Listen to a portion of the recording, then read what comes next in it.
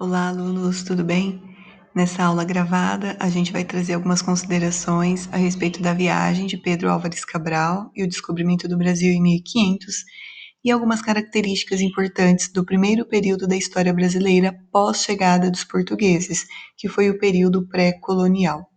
Tudo começa então com as viagens portuguesas, que fazem parte aí do evento das grandes navegações, que foram as viagens ultramarinas que tinham como por objetivo chegar às Índias por outras rotas e por outros caminhos.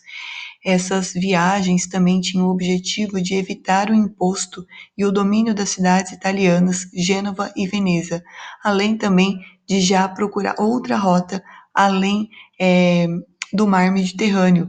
Nessa época do século XIV e XV, o mar Mediterrâneo também estava sendo dominado pelo Império Islâmico, que está em seu processo de expansão territorial. Bom, então temos a Península Ibérica com as duas primeiras nações a se lançarem ao Oceano Atlântico, lembrando que a Península Ibérica é formada por Portugal e Espanha. Portugal é a nação pioneira nas grandes navegações e iniciou as suas viagens que tinham como objetivo chegar às Índias, inicialmente contornando o continente africano. Uns 70, 80 anos depois, temos a nação ibérica da Espanha também se dedicando a procurar outros caminhos, mas mais em direção ao oeste do Oceano Atlântico. E aí aqui a gente vai ter diversos navegadores importantes para esse período, e entre eles Cristóvão Colombo, que, financiado pela coroa espanhola, acabou chegando no Caribe em 1492, descobrindo então um novo mundo, um importante continente. Vale lembrar que Cristóvão Colombo acreditava ter alcançado as Índias, mas na realidade se tratava de um outro território, que a gente vai dar o nome de América ou mesmo Novo Mundo. Então, passou a ser interessante para a coroa portuguesa seguir os passos da coroa espanhola. Era uma questão de tempo até que Portugal também desembarcasse em solo novo. Temos então algumas datas importantes. Em 1492, a coroa espanhola chega ao Caribe. Em 1494, temos o Tratado de Tordesilhas, aquela divisão territorial feita entre a coroa espanhola e a coroa portuguesa, juntamente com a autorização da Igreja Católica na época. E aí, 1500, a chegada dos portugueses no solo brasileiro. A viagem de Pedro Álvares Cabral, que na época tinha um pouco mais de 30 anos, né, esse jovem aventureiro, comandando uma imensa frota em sua viagem para a Índia. Num desses cruzamentos cartográficos, acabou se afastando da costa africana e rumando para o oeste. Então, temos a sua viagem, que inicialmente tinha como objetivo chegar às Índias, mas em um desse momento dessa viagem, ele acabou se afastando da costa africana e chegando mais ao oeste. De acordo com a história, o destino era a cidade de Calicut, na Índia, seguindo o mesmo caminho realizado por Vasco da Gama. Mas vários historiadores concordam que antes de chegar à Índia, Cabral tinha a missão dada aí pela coroa portuguesa de realmente conferir se havia terras ao sul da América. A viagem ocorreu tranquila, com as embarcações parando quando necessário, e por volta de 18 de abril de 1500, os navegantes portugueses já estavam próximo das terras brasileiras.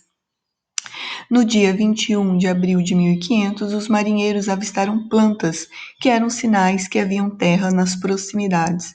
Mais tarde avistaram um monte e, por ser época de Páscoa, o chamaram de Monte Pascoal. Então essa seria mais ou menos a primeira vista que os portugueses tiveram das terras brasileiras. Os navegantes pensaram que o Brasil era uma ilha e, por esse motivo, o primeiro nome que lhe deram foi Ilha de Vera Cruz e depois chamaram de Terra de Santa Cruz. Essa mudança de nome é um sinal que podemos perceber que Cabral, naquela época, junto com seus capitães, perceberam que o Brasil não era uma ilha, e sim um grande continente. Apesar dos portugueses terem chegado no dia 22 de abril, somente no dia 23 é que um dos capitães, Nicolau Coelho, desembarcou acompanhado de alguns homens, e na praia estavam esperando cerca de 20 indígenas da etnia Tupiniquim. Vale lembrar também que o Brasil não era terra desabitada, o Brasil estava povoado por diversos povos e sociedades indígenas, cada qual com suas características e suas práticas culturais. Sociedades organizadas com suas trajetórias e com suas histórias. E no litoral brasileiro existiam então diversas etnias indígenas, com suas línguas, né, seu idioma próprio, suas crenças, seus hábitos.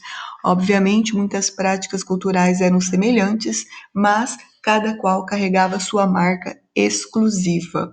E então, um desses povos era a etnia tupiniquim, que aguardava ali, curiosa, a chegada dos portugueses a partir do dia 22 de abril de 1500, que é a data comemorativa desse descobrimento português. Na manhã seguinte, as embarcações aportaram e 2 indígenas foram levados a bordo.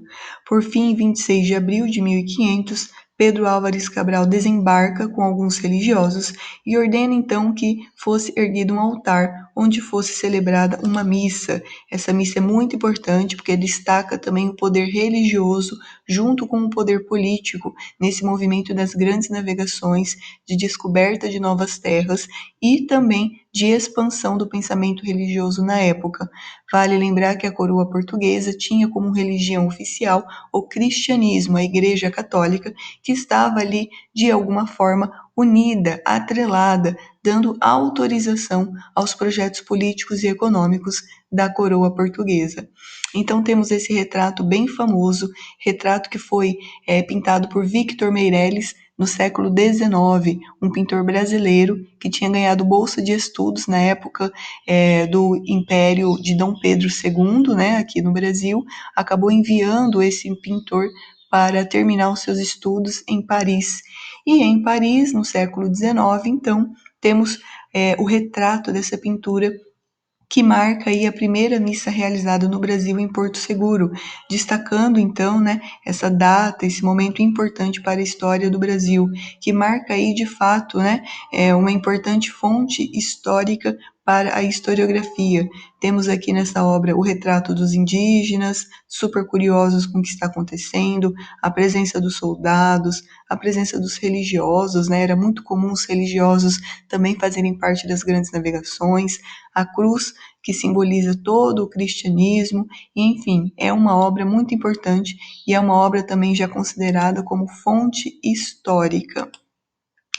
Num primeiro momento, né, ali a partir de 1500, a partir dessa chegada de Portugal às terras brasileiras, Portugal não teve muito interesse de imediato em colonizar as novas terras. Vale lembrar que Portugal, nessa época, está enriquecendo com o comércio com as Índias, então o seu interesse de fato era continuar ali com o comércio oriental.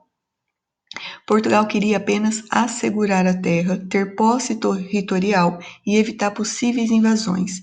Então, o que Portugal vai fazer? Criar algumas feitorias, estabelecer o início de um contato com as sociedades indígenas e elaborar expedições de reconhecimento, incentivar as expedições de reconhecimento, que vai ter por objetivo conhecer o clima, o território, a geografia e, se possível, encontrar territórios auríferos, territórios que pudessem dar à coroa portuguesa as famosas pedras preciosas.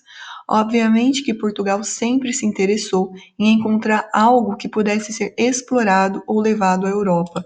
Vale lembrar que estamos falando do mercantilismo, que é um conjunto de medidas políticas e econômicas que tem como objetivo o enriquecimento do Estado monárquico, no caso, o enriquecimento de Portugal.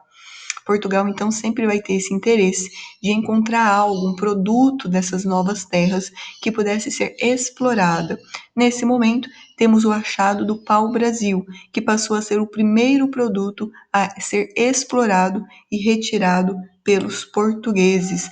Pau-brasil que se encontrava mais especificamente na Mata Atlântica, e, obviamente, passou por um processo de intensa exploração, sendo aí considerado uma planta que atualmente corre o risco de extinção.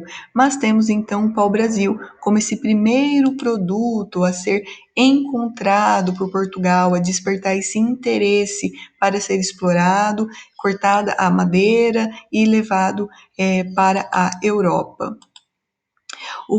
Durante os primeiros 30 anos, de 1500 a 1530, os portugueses descobriram então o pau-brasil, uma madeira nativa da Mata Atlântica que se encontra ali no litoral brasileiro.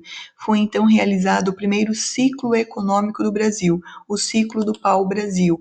Obviamente que outras coisas passariam a ser cultivadas. Quando a gente fala em ciclo econômico, a gente faz um destaque para um produto que ganha maior interesse em determinado período durante a história do Brasil. Temos então iniciando o ciclo econômico com o pau-brasil. Essa espécie de madeira era utilizada já pelos índios para o tingimento de tecidos ou usado como tintas corporais.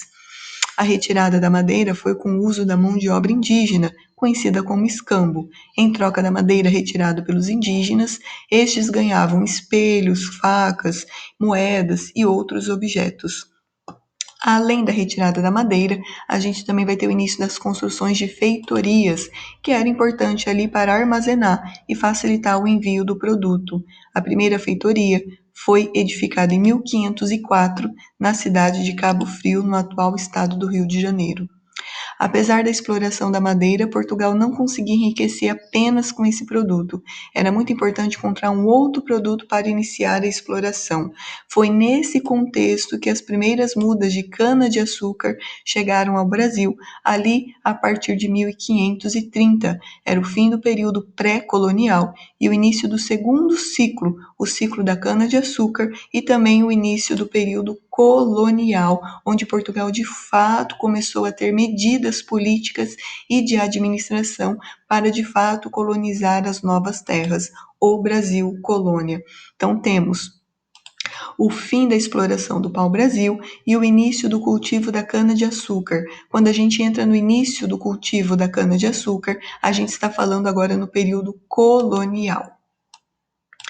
Então, vale lembrar aqui do Tratado de Tordesilhas, né, que dividia as terras do Novo Mundo entre Espanha e Portugal, e Portugal, então, ficou aqui com uma estreita faixa do que seria o Brasil.